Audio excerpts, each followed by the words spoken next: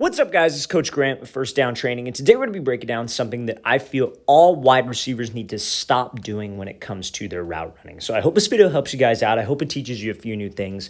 But also, fellas, if you're a wide receiver and you want to know the specific things you should do on a daily basis to improve your route running, your press releases, your hands, all of that, check out that very first link in the description below for our 8-week wide receiver on-field workout schedule. So it's a daily schedule that you can follow step by step. We give video examples of each drill that you should be doing with sets and reps to improve your overall skills as a wide receiver on the field. So check out that link below if you're interested, fellas.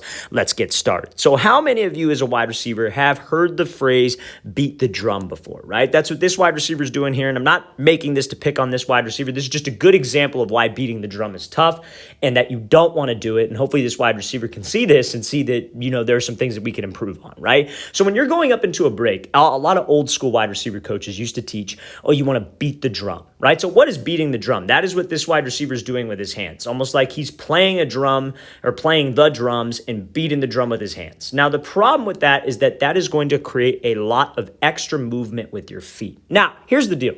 I don't want some people teach that you want your hands to go dead at the top of the route. Hands drop down and let your hips do the work. But I want your hands to stay active and natural. Now, I'm going to show you guys a couple positive examples of Tyreek running this type of route and a couple other NFL wide receivers to show you that there are many different ways, but none of them, not a single one, beats the drum like this wide receiver does. Because I made a video on this a little while back, got some steam, and a lot of people were saying, NFL wide receivers do this all the time. They don't. Not like this. Because when they beat the drum to slow down.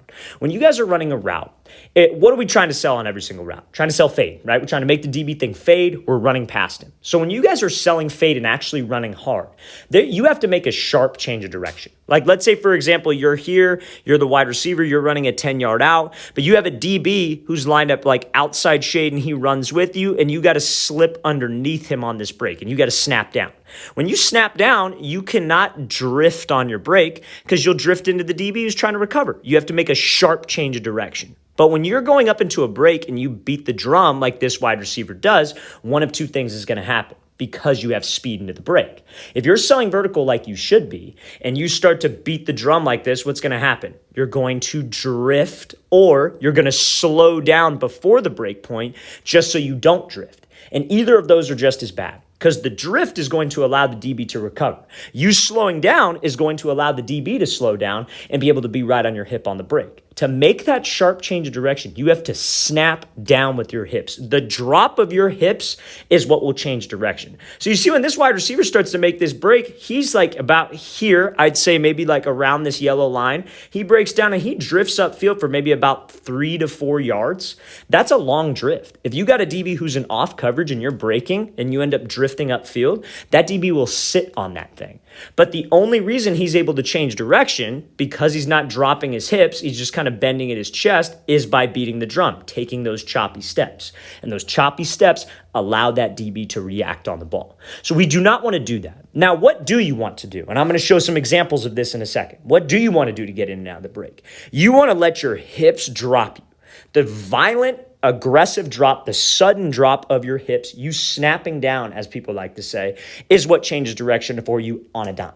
And you want to keep your hands natural. I'm not a believer in letting your hands go dead, but you want to keep your hands natural so you can run out. There has to be a level change. It's more than just dipping your chest down and your chin. There's got to be a level change at your hips. You got to bring that chin straight down to your knee. So let's play this thing full speed so you guys can see it with a better idea of it. And then we're going to show some NFL examples of wide receivers doing it. Now, this wide receiver here for the Raiders, this is one of the most important things when it comes to route running is this level change. So he's running this like curl route over the middle of the field. And I want you to see there's no change in speed and there is no drift on his cut because he is using his hips to snap him down. So he breaks on this route and you see when he drops, drop. There's just a quick level change. Now I want you to see his hands don't die.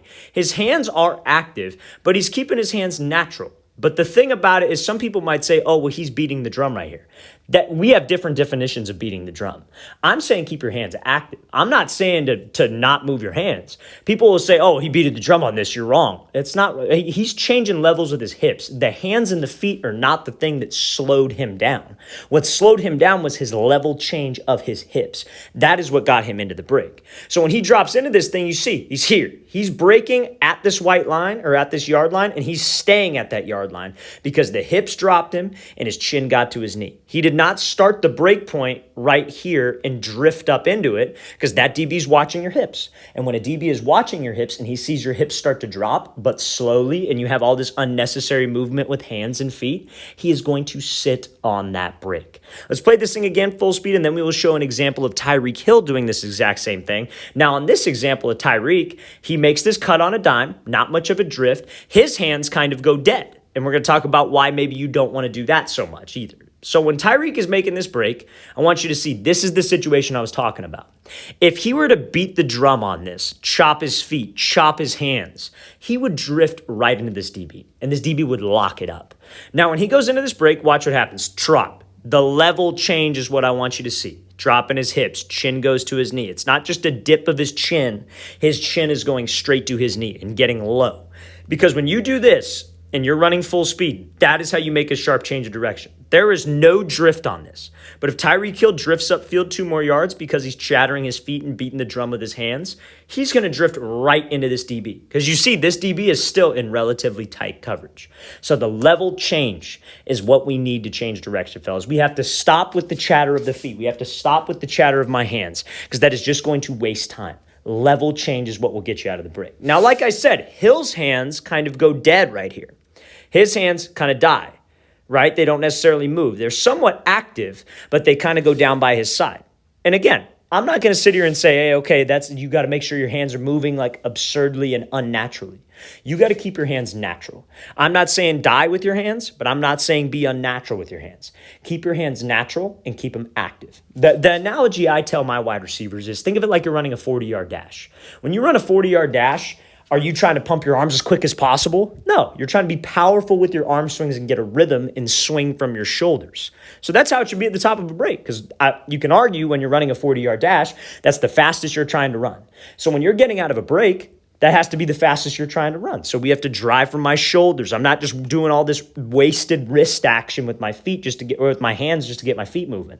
I'm powerful with my arms so my feet can be powerful. Do not get me wrong when I say don't beat the drum. I'm not saying have your hands die. Keep your arms natural. Drive with your arms, not just your hands. What's the point of beating the drum? I call it milking the cow because that's what it looks like. Let's play this thing again, full speed one more time. Great job by Hill changing levels. That is what I'm trying to get out of this, fellas. You will change direction by changing levels.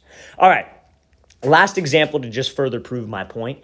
This I feel is a good example because it really shows how dropping your hips will make a tight cut, but it's good to see this is exactly how I would teach the arms. Now, again, there are a lot of receiver coaches out there, a lot of them with different methods. I think the beating the drums thing, I didn't think that was as popular until I posted that video, like I said. And then everybody starts coming at me saying it's wrong. It's like, you got to look at the examples. Film does not lie. Find me an example where guys will beat the drum to slow down. They chop their feet and beat their hands to slow down. There's no examples at the NFL with elite route runners today. I'm not talking about 30 years ago. I'm talking about today with DBs who are running 4.3, 4.2 40-yard dashes. Let's play this thing full speed. So this is Kyle Phillips. Now, when he drops, I want you to see how his hands stay relatively active, right? His hands don't go dead. He's dropping into this break. Again, he snaps. There's not much of a drift. He's got maybe about a 2-yard span, maybe about a yard span where he makes this break, and his hands are active. He drops, the arms are pumping in, the arms are pumping out, and that ball's out on time. That is what we want to try to shoot for, fellas. That's what I teach. I say active hands, natural hands. Let the hip drop be the thing that changes direction for you. Let's play this thing again, full speed one more time. I just wanted to make sure we cleared that up, fellas, and showed you guys that, again, when we drop into a break, we cannot chop my feet and we cannot just beat the drum with my hands to slow down. Your hip drop, your violent change of levels, and keeping your arms natural is what will get you out of that break.